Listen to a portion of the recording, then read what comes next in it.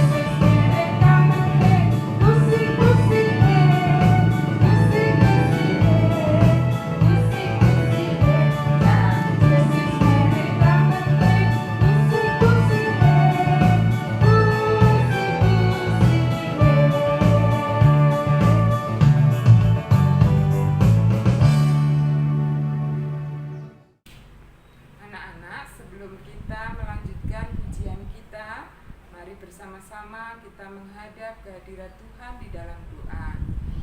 Untuk anak-anak siap berdoa ya. Lipat tangan, tutup mata, tundukkan kepala, bersama-sama kita akan berdoa. Tuhan Yesus, terima kasih untuk berkat yang Tuhan berikan di dalam hidup kami. Pada hari ini kami datang ke hadirat-Mu mengucapkan puji dan syukur. Tuhan Yesus, kami akan memuji nama-Mu dan memuliakan nama-Mu. Kiranya Engkau hadir di tengah-tengah kami, Engkau memberikan sukacita kepada kami. Tuhan Yesus, kami mau menyerahkan ibadah sekolah minggu hari ini dari awal, pertengahan hingga akhir nanti hanya di dalam tangan kuasa-Mu. Hanya dalam nama Tuhan Yesus kami berdoa dan bersyukur. Haleluya. Amin. Anak-anak, kita akan kembali melanjutkan pujian kita. Kita akan memuji nama Tuhan dengan memakai bahasa Jawa. Kita akan memuji Tuhan srengenge nyunar kanthi mulya.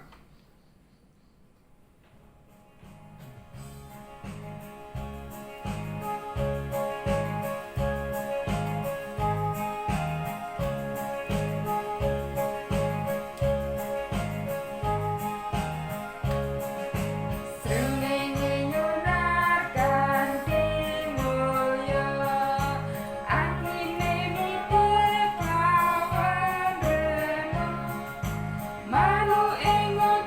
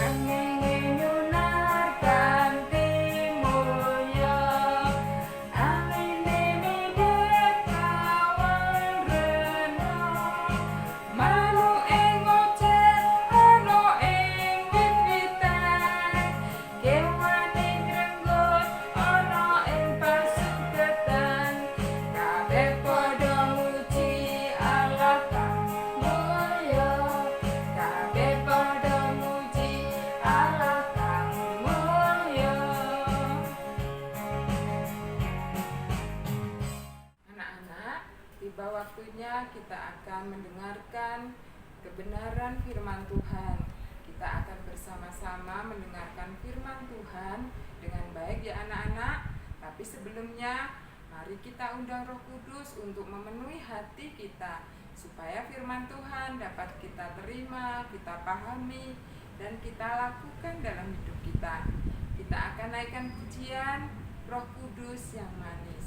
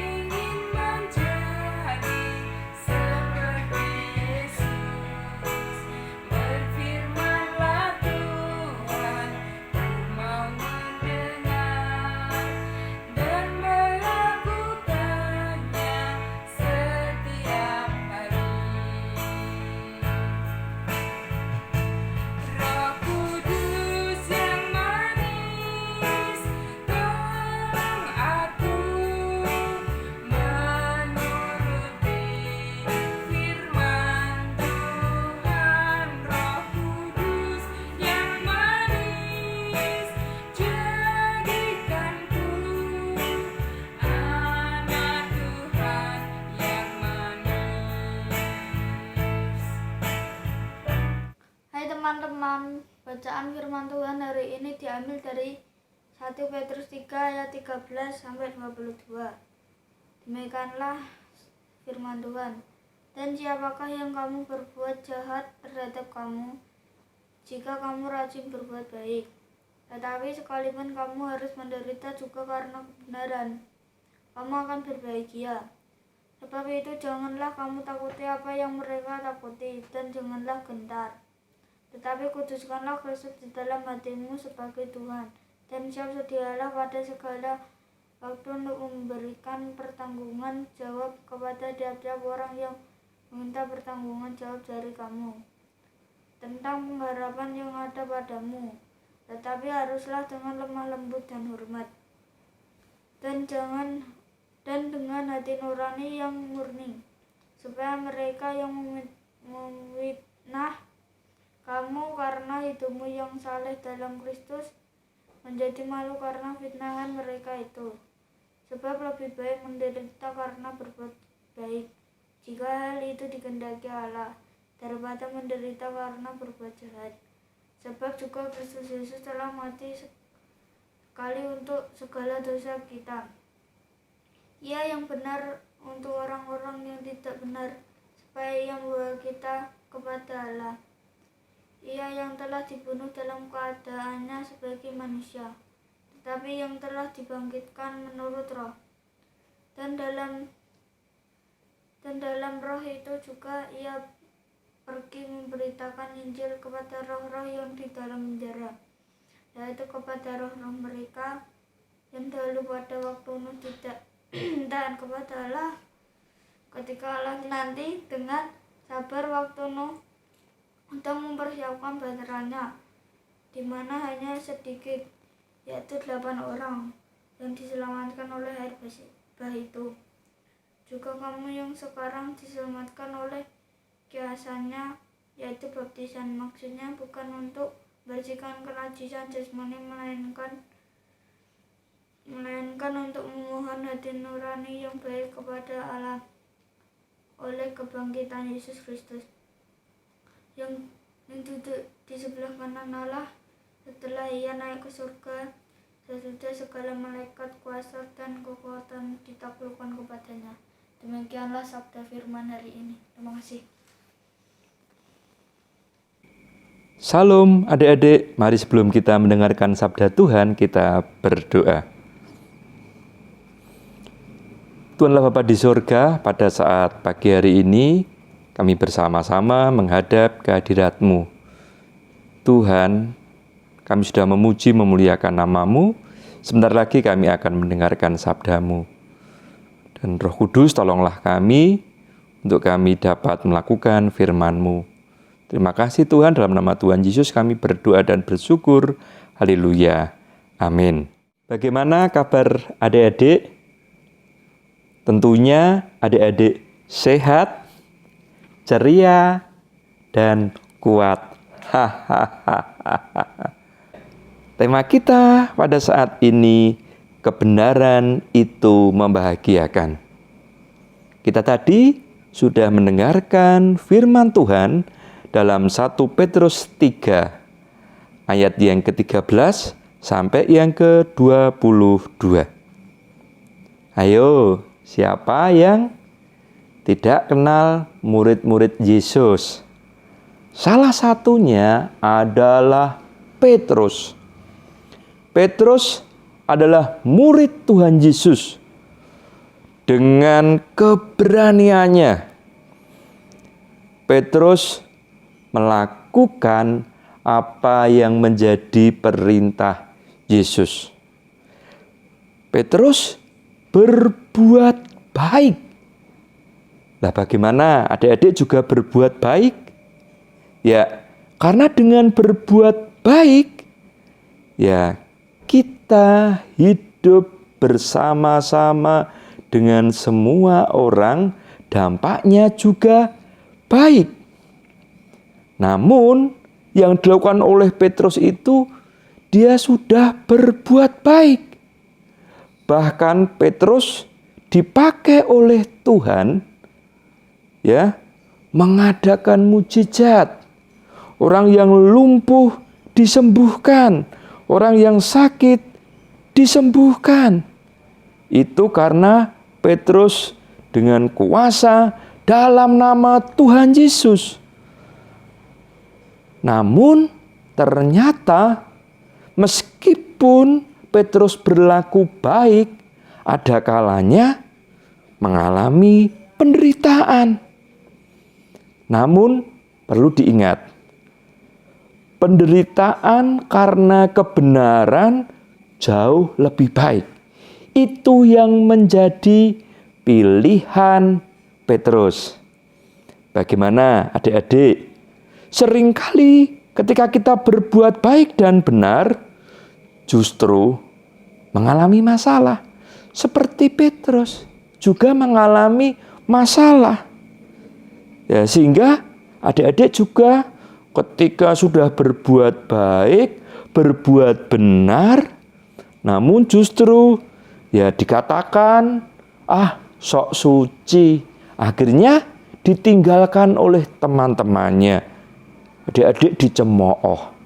Ya, sehingga marilah kita harus terus berbuat benar. Berbuat benar.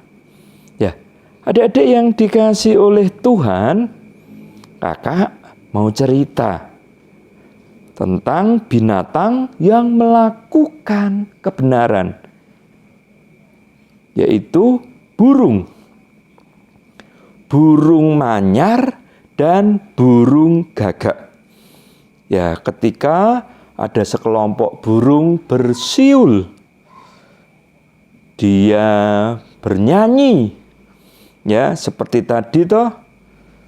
Manu ing ngoceh ana ing wit-witan. Wah, kabeh padha muji Gusti. Manu ing oceh ana ing wit-witan, kewane nyenggut ana ing pasuketan. Kabeh padha muji Allah kang mulya. Kabeh padha muji Allah kang mulya. Wah, ini burung manyar memuji nama Tuhan. Dan ketika burung-burung cantik ini dia bernyanyi, dia bersiul dengan suara yang merdu, namun dia juga memiliki kelebihan, yaitu dia dapat membuat sangkar yang indah, sangkar yang bagus. Ya, nih, adik-adik, sekelompok burung manyar bersiul riang, menyanyi dan menari menyambut pagi. Mereka adalah burung-burung yang cantik dengan suara merdu. Tidak hanya cantik, tetapi mereka juga burung yang rajin bekerja. Salah satu hasil kerja mereka adalah membuat sarang yang sangat indah. Tak ada yang menandingi kemegahan sarang burung manyar. Suatu hari, nampak ada 2 ekor gagak pemalas yang sedang hinggap di sebuah batang pohon dan melihat sarang burung manyar. Andai saja kita bisa memiliki sarang burung manyar yang megah itu, kita bisa beristirahat dengan nyaman di sana. Iya ya, kok aku juga berpikir sama dengan kamu. Begini saja, pada saat burung manyar itu pergi mencari makan, kita masuk dan kita tempati sarangnya. Dan benar, ketika burung manyar pergi dari sarangnya untuk mencari makan, dengan sigap kedua gagak terbang menuju sarang burung manyar itu.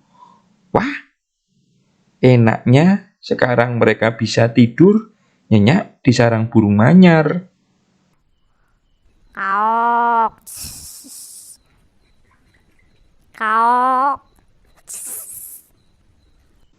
Suara burung gagak mendengkur, tak terasa mereka sudah tidur sampai 3 jam. Dan tiba saatnya burung-burung manyar itu pulang membawa hasil makanan yang mereka cari. Hah? Siapa kalian? Kok tidur di rumah kami? Rumah manyar. Hehehe, ini rumah kami. Hei, ternyata kalian gagak pemalas ya. Ini rumah kami.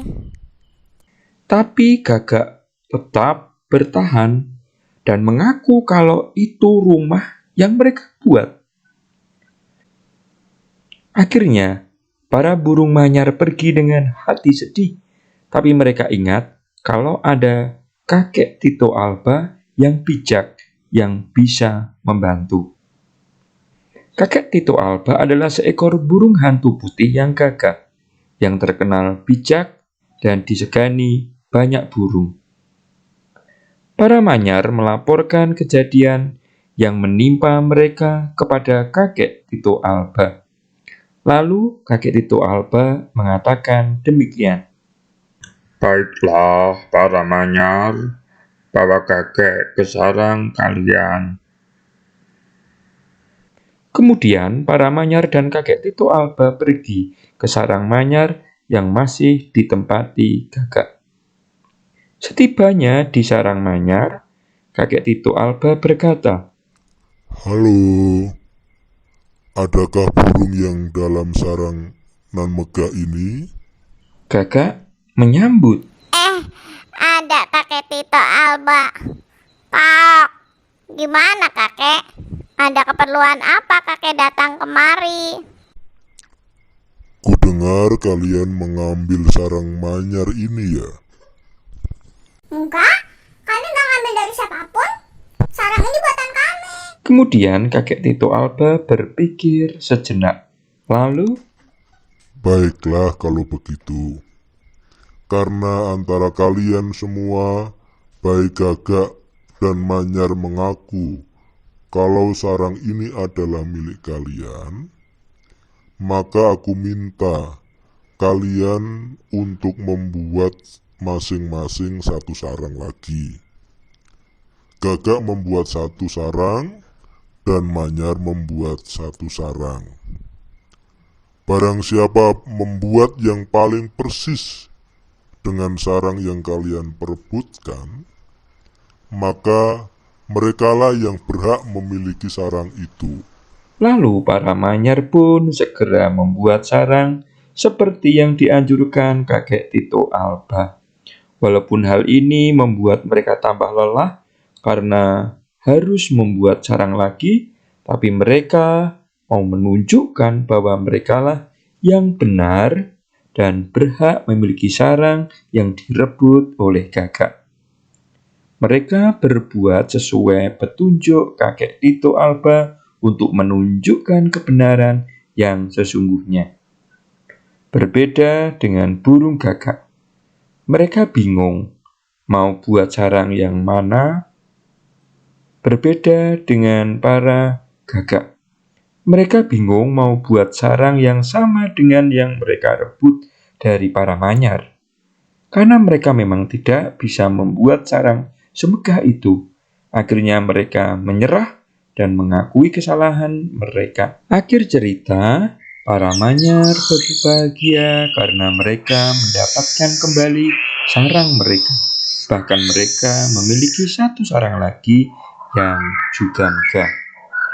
Nah, adik-adik, ceritanya seru kan?